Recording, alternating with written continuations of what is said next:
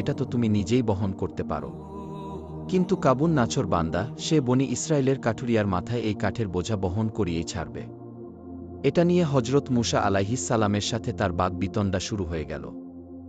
এক পর্যায়ে হজরত মুসা আলাইহিস সালাম তাকে একটি ঘুষি মারলেন। আল্লাহর মর্জিতে এক ঘুষিতেই সেই বাবুর্চির কেল্লাফাতে হয়ে গেল এবং সে মৃত্যুর দুয়ারে পৌঁছে গেল।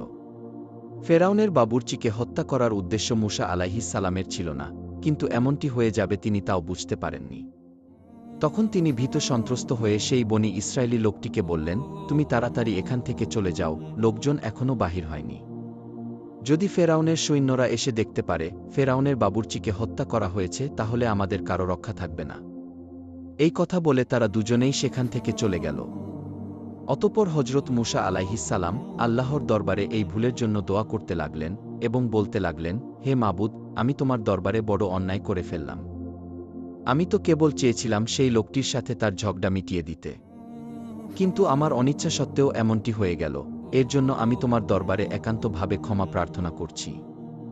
হে মাবুদ, তুমি আমাকে মার্জনা করো, তুমি আমাকে ক্ষমা করো। আল্লাহ রব্বুল আলামিন পবিত্র কুরআনে সূরা আল কাসাসে উল্লেখ করেছেন, তিনি হজরত মুসা আলাইহিস সালামকে এই অপরাধের জন্য ক্ষমা করে দিয়েছিলেন। এর কিছুক্ষণ পর রাজপথে লোকজন বের হয়ে আসলো। পথের উপর তারা এভাবে কাবুনের লাশ পড়ে থাকতে দেখে সঙ্গে সঙ্গে এই সংবাদ ফেরাউনকে জানিয়ে দিল। রাজমহলের বাবুর্চির উপর এইরূপ দুর্ঘটনার সংবাদ শুনে ফেরাউন অত্যন্ত ক্রোধান্বিত হয়ে বলল, তোমরা এখনই অনুসন্ধান করে দেখো কার এতটা দুঃসাহস আমার বাবুর্চিকে হত্যা করে। যে করেই হোক সেই হত্যাকারীকে আমার সামনে উপস্থিত করো, আমি সবার সামনে তাকে সমুচিত শাস্তি দেব।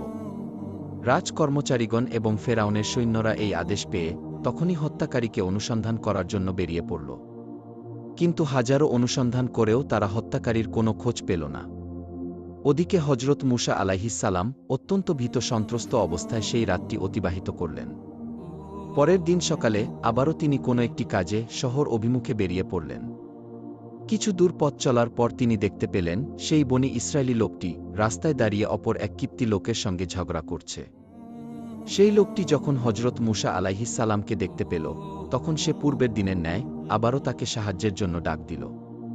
হজরত মুসা আলাইহিস সালাম বুঝতে পারলেন এই লোকটি একটি ঝগড়াটে লোক, কাজেই তিনি তাদের কাছে গিয়ে সেই বনি ইসরায়েলিকে অত্যন্ত ক্রুদ্ধ কণ্ঠে বললেন, মানুষের সাথে ঝগড়া করা তোমার কি স্বভাব?